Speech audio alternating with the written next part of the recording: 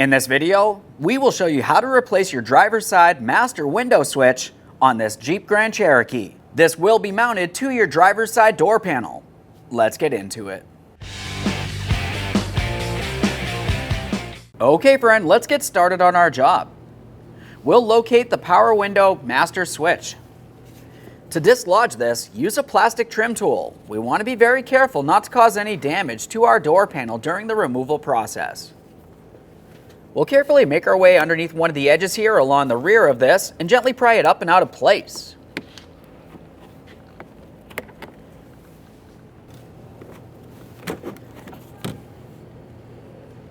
Under this area, we're going to disconnect this by dislodging the red locking tab here.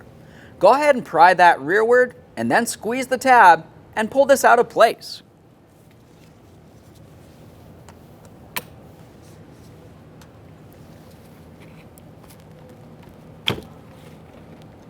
Once you have it disconnected, a quick inspection for corrosion. There it is, friend. Now it's time for installation of our window switch. We're going to align that electrical connector. We'll press it in. Listen for a click, a light tug, lock it in. Let's align this with the door panel. Once you have it aligned, just press it all the way down into the fully locked position. At this point, a light tug to ensure it's properly secured.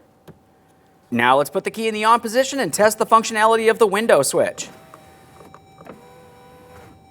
Perfect.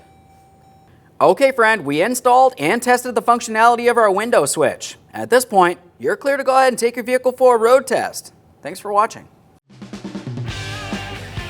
When only the best will do, demand TRQ. The only company that lets you view before you do.